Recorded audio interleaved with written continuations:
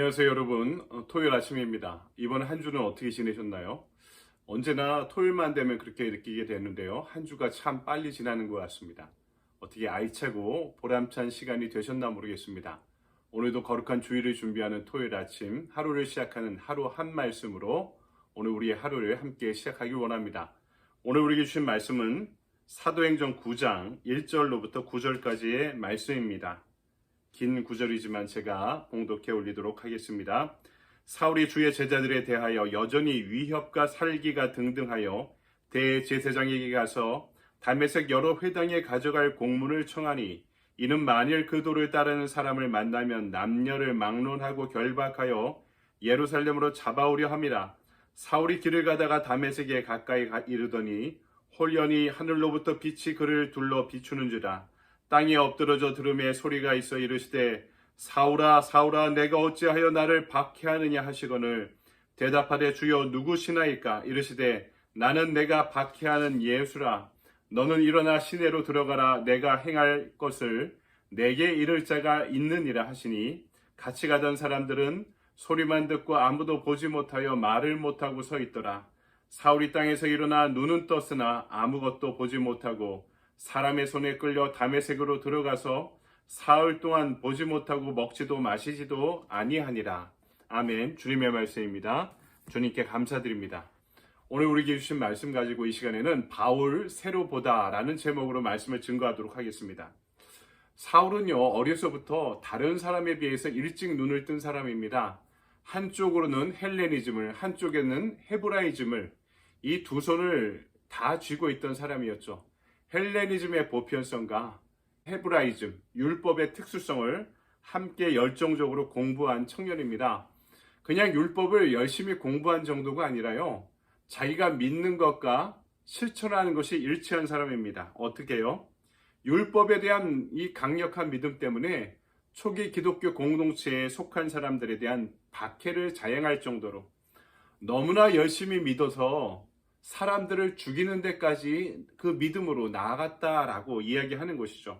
성경은 사울의 이런 모습에 대해서 어떻게 이야기합니까? 1절을 보니까 여전히 위협과 살기가 등등하여, 사람을 살려야 되는 신앙이 위협과 살기 등등한 두 눈으로 바뀌었다고 이야기하는 것이죠.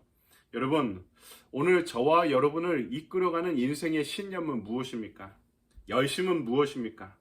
그런데 그 신념이나 믿음, 열심의 정당성을 의심한 적은 없으십니까? 그 신념과 믿음이라는 것이, 열심이라는 것이 언제나 하나님께서 요구하시는 것과 일치했었습니까? 그리고 복음의 진리에 합당하다고 자부하고 계십니까? 결국 우리는 주님을 만나야 제대로 보게 됩니다. 사울은 주님을 만나고 나서 두 가지를 새로 보게 되었습니다. 첫 번째는 벽을 눕히면 다리가 된다는 사실입니다. 초대교회가 넘기 힘든 불가능한 벽과 같은 존재가 사울이었습니다. 근데 그렇게 보이던 초대교회 선교를 방해하던 사울이 하나님 앞에 고꾸라지고 쓰러질 때 하나님과 세상을 연결하는 다리와 같은 존재로 변화되게 된 것입니다. 초대교회 최고의 선교사는 누가 뭐라고 해도 사울이 분명합니다. 그런데 오늘 말씀에 그가 벽으로 등장하고 있죠. 초대교회의 선교를 막는 벽. 그리고 사울 스스로도 자기가 만든 편협한 신앙의 틀로 세상을 바라보다 보니까 자기의 두 눈이, 신앙이 하나님과 세상을 향한 벽이 되고 말았던 것입니다. 여러분, 오늘 우리 이 시대에도 심각한 벽들이 존재하고 있습니다. 그런데요, 그 벽도요, 하나님이 무너뜨리시면 한계를 넘게 하는 다리가 될 줄 믿습니다. 출애굽 당시의 최대의 벽은 홍해였습니다. 죽음의 바다, 절망의 벽이었죠. 하나님이 하지만 일하시니까 그 벽이 갈라져 다리가 됩니다. 나중에 이스라엘을 뒤따라오던 이집트의 전차 군단을 수몰하는 적들의 벽이 됩니다. 하나님이 일하시면 나에게는 벽이 길이 되고 적대자들에게는 길도 벽이 되어버립니다. 벽 때문에 여러분 좌절하지 마십시오. 하나님이 눕히시면 그것이 다리가 됩니다. 홍해 때문에 절망하지 마십시오. 하나님은 홍해를 갈라 길을 만드시는 분이십니다. 마가복음 2장에 나온 중풍병자와 친구들의 이야기가 있지 않습니까? 군중이 너무 많아서 그 군중을 뚫을 수 없으니까 어떻게 합니까? 그 친구를 침대채 데리고 올라 지붕을 뚫어버립니다. 막힌 지붕이 뚫리니까 어떻게 됩니까? 예수님을 향한 지름길이 되어버리죠. 여러분, 우리 인생의 벽이라고요? 다리가 된다니까요. 그것이 길이 될 수 있다고 말씀하고 있습니다. 여러분, 우리 주변에 환자들이 있지 않습니까? 환자들을 위해 기도하십시오. 인생의 벽을 만난 이들을 위해 기도해 주시기 바랍니다. 인생의 절박한 그 절벽 끝에 있는 사람들을 위해서 우리가 함께 기도해야 됩니다. 내 인생에서도 마찬가지입니다. 내 인생에 두고두고 하나님을 찬양할 수 있는 것은요, 그것이 원래 벽이었던 것이었습니다. 격차가 높으면 물이 더 빨리 흐르죠. 폭포가 그렇지 않습니까? 하나님께서 내 인생에 기적을 일으키시면 높은 격차도요, 폭포수와 같은 은혜로 바뀌게 되는 것입니다. 폭포처럼 흐르는 은혜의 강물, 그 하나님의 일하심, 하나님의 능력을 경험하게 만들기 위해서 내가 넘기 힘든 높은 격차를 하나님께서 내 앞에 허락하실 때가 있다는 것입니다. 우리 인생에 벽을 맞닥뜨릴 때가 내가 기도할 때입니다. 그리고 하나님이 일하실 때입니다. 그때가 하나님의 은혜를 우리가 인생을 살아가며 가장 극적으로 경험할 때입니다. 우리 가정에도 우리 교회에도 가장 큰 벽, 가장 큰 격차가 하나님이 허락하시는 가장 큰 은혜의 다리가 될 줄 믿습니다. 두 번째로 바울이 새로 보게 된 것, 사울이 새로 보게 된 것은요, 넓어지면 깊어진다는 것입니다. 우리가 깊이 파기 위해서는요, 넓게 파기도 해야 됩니다. 상식적으로 그냥 깊이 파려면 그냥 깊이 파야 된다고 생각하는데 아닙니다. 군대 가서 삽질 해보신 분들은 아실 겁니다. 깊이 파려면요, 넓게 파야지만 더 깊게 팔 수 있는 것입니다. 어떻게 핍박자를 일꾼으로 만드십니까? 깊이 있는 헌신자는요, 넓은 스펙트럼에서 찾아야 하는 것입니다. 여러분, 먼저 믿는 자의 유익이 뭘까요? 먼저 믿는 자의 유익. 우리 모태 신앙이 뭡니까? 아무것도 못해 하는 모태 신앙 아닙니까? 기도도 못해, 전도도 못해, 열정도 부족해. 여러분, 오히려 초신자들이 더 뜨겁고 간증도 많습니다. 전도자라는 분들은요, 기존의 교회 열심히 다니는 분들이 아니라, 왜, 그것도 이유가 있습니다. 열심히 교회 다니던 분들은요, 친구가 다 교회 다니는 사람들입니다. 초신자들은 본인처럼 교회 안 다니는 친구들이 많죠. 초신자들이 전도도 그 열정으로 더 잘합니다. 그렇다면 믿는 사람, 먼저 믿는 사람들의 장점이 뭘까요? 그것은 넓다는 것입니다. 많은 경험이 모여서 나중에 더 깊이 이를 수 있다는 장점이 있죠. 사울의 경우를 보더라도 아까 말씀드렸듯이 그 인생에 두 날개가 있지 않습니까? 헤브라이즘과 헬레니즘. 여러분, 전에는요, 헬레니즘이 이 철학을 공부한 이유가 로마의 시민권을 더 잘 이용하기 위해, 성공하기 위해서였습니다. 그에게 율법은 믿는 자들을 핍박하는 도구에 불과했습니다. 하지만 주님을 만나니까 이것이 다 연결되는 거죠.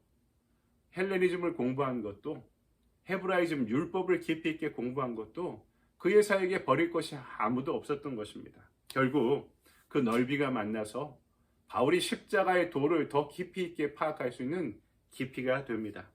초대교회 복음의 그리고 교리의 기초를 놓을 수 있었던 것이 그가 넓이가 있는 사람이었기 때문에, 그래서 그의 넓이가 그가 예수님을 만날 때 그의 깊이로 변화되어서 이방인의 사도로 바울이 다른 사도들에 비해 더 탁월하게 사역할 수 있었던 배경이 된 것입니다.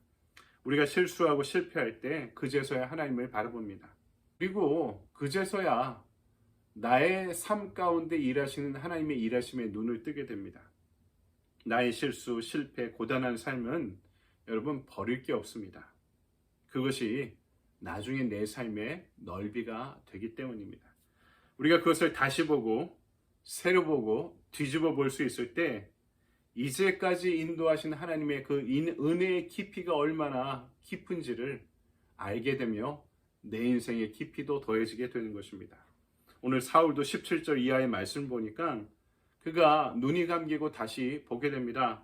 아나니아가 떠나 그 집에 들어가서 그에게 안수하여 이르되 형제 사울아 주 곧 내가 오늘 길에서 나타나셨던 예수께서 나를 보내어 너로 다시 보게 하시고 성령으로 충만하게 하신다 하니 즉시 사울의 눈에서 비늘 갇힌 것들이 벗겨져 다시 보게 된지라. 일어나 세례를 받고 음식을 먹음에 강건하여 지니라. 아멘. 그가 물과 성령으로 세례받고 거듭나자 그의 눈을 덮고 있던 미망과 같은 비늘들이 벗겨지게 되었다. 그가 이제서야 새로 보게 되었음을 다시 성경이 증언하고 있는 것이죠. 여러분, 말씀을 정리합니다.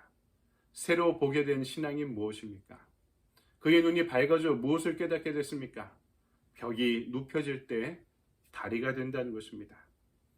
그 모든 인생의 실패와 그 모든 인생의 성공이 다 버릴 것 하나 없이 그 넓이가 하나님을 알아가는 깊이가 된다는 것입니다. 그동안 휘발유로 가던 차가 이제는 전기로 가듯이 내 힘으로 가던 사람이 하나님의 은혜로 살아가는 사람이 되는 것입니다. 성령 충만한 가운데 예수님만이 내 삶의 중심이 되고 삶에 힘을 주는 중심축이 되고 그분만이 내 인생의 주인 되시는 보좌의 주인으로 좌정하게 되시는 것입니다. 그래서 성경은요, 이렇게 새로 보게 된 사람을 새로운 피조물이다라고 소개합니다. 고린도후서 5장 17절의 말씀입니다. 그런즉 누구든지 그리스도 안에 있으면 새로운 피조물이라. 이전 것은 지나갔으니 보라 새 것이 되었도다.